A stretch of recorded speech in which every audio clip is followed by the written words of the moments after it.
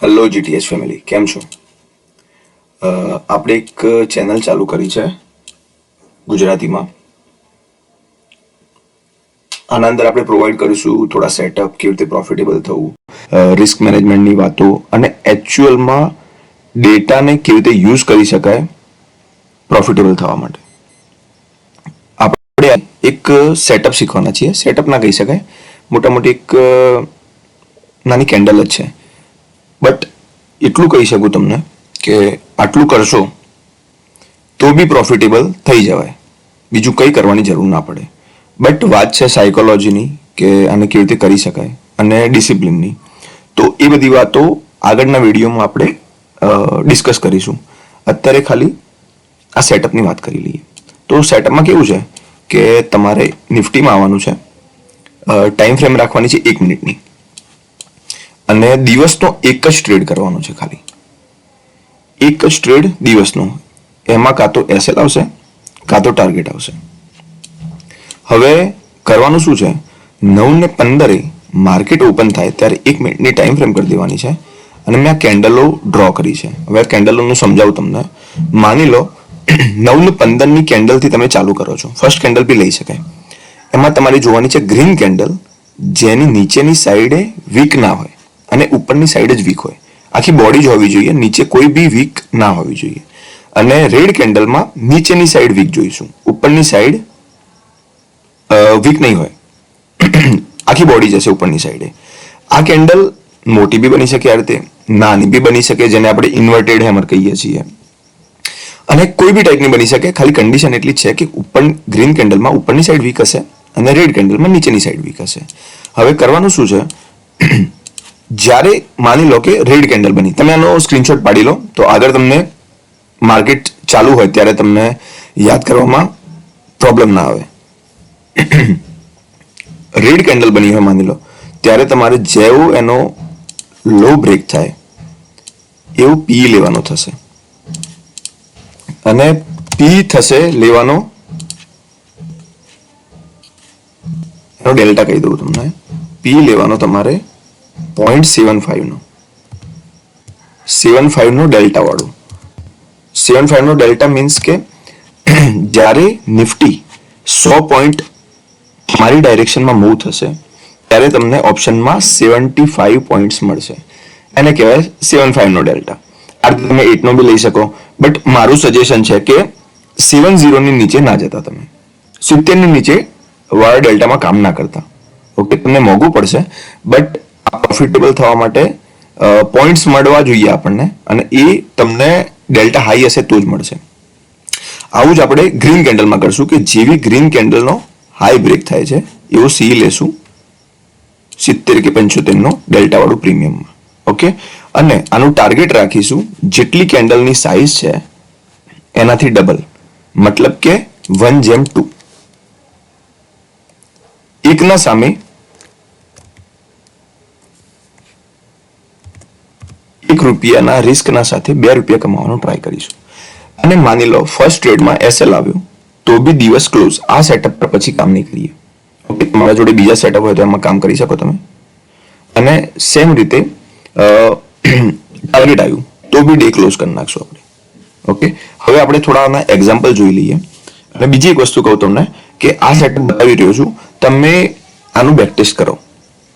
Back test કરવી પડશે, મતલબ કે મહેનત કરવી પડશે, તો તમને સેટઅપ પર કોન્ફિડન્સ આવશે. કોઈ બી સેટઅપ હોય પછી એનું, અને તમને લાગે છે કે આ સેટઅપ પર મારી સાયકોલોજી સેટ થાય એવી છે કે વિન રેટ સારો છે માની લો, તો પછી માની લો કે 1:1 લો છો દરેક વખતે તમે, તો એની એક્યુરેસી વધારે હોવી જોઈએ.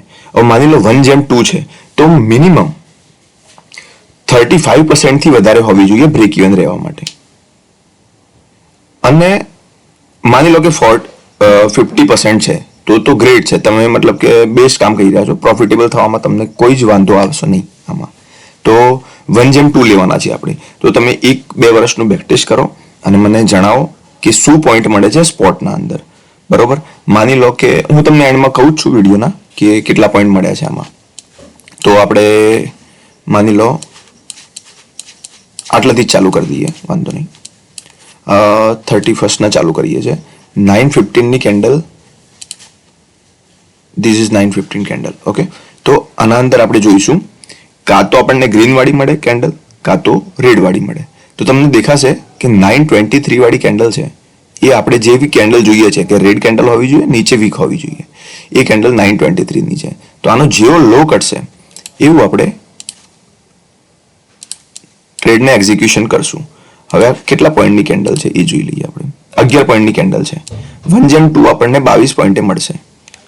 22.70 મળ્યા છે તો તમને 1/2 મળી ગયું, અને 22.70 પોઈન્ટ છે અને તમે 7, 5 કે 8 ના ડેલ્ટામાં હશો તો 15 પોઈન્ટ આરામથી મળી જશે તમને. વધારે બી મળી શકે એક્સપાયરી નો દિવસ હશે તો. આ રીતે આગળ જઈએ.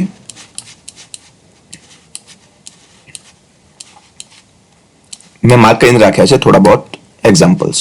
હવે 9:15 ની કેન્ડલ છે આ, બરોબર. આમાં તરત જ બની ગઈ 9:17 ની કેન્ડલ, જેમાં બી રેડ કેન્ડલ જ બની છે અને નીચેની સાઈડ વીક છે. તો 1/2 મળી જ ગયું છે, તમને દેખાય છે. અને 1/2 22 પોઈન્ટ ફરીથી મળ્યા છે આપણને.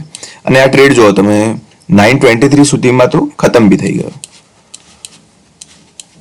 હવે વાત છે ક્વોન્ટિટીની. જેટલી ક્વોન્ટિટી રાખો એ પ્રમાણે, બટ મારું સજેશન છે કે તમે આને પહેલા તો બેક કરો, એક લોટથી પેપર ટ્રેડ કરો, કાં તો એક લોટથી તમે ફોરવર્ડ ટેસ્ટ કરો આને રિયલ માર્કેટમાં 1-2 મંથ કરી જુઓ, ધેન તમારી જે ઓરિજિનલ ક્વોન્ટિટી કરવી છે એ કરી શકો. આટલું કરવાથી બી પ્રોફિટેબિલિટી આવી જશે.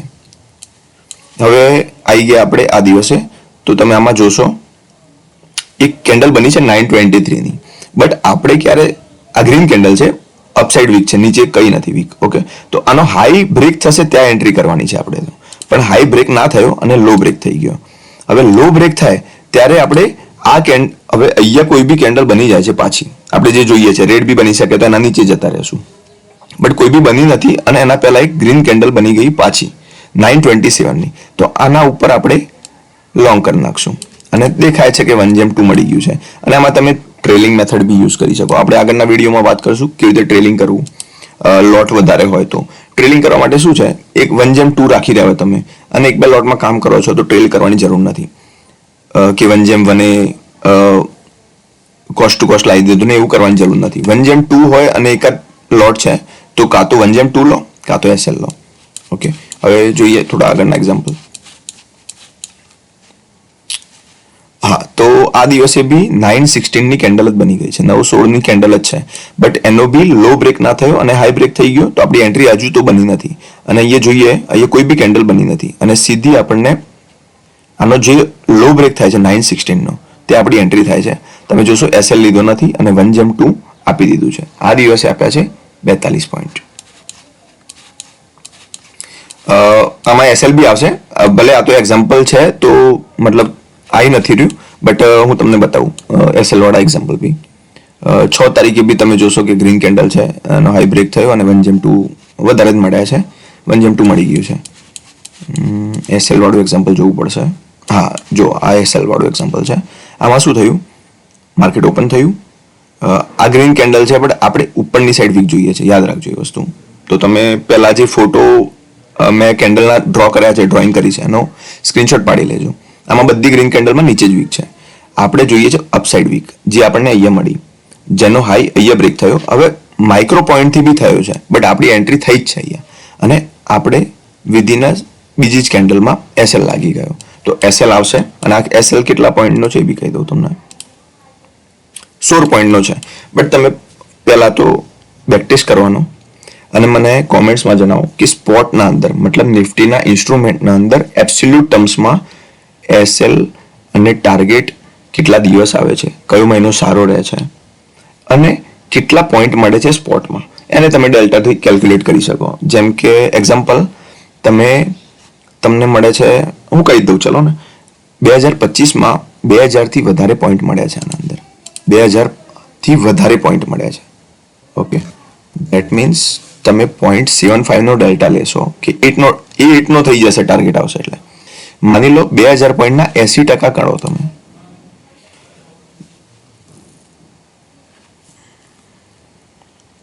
જોઈ લઈએ આપણે.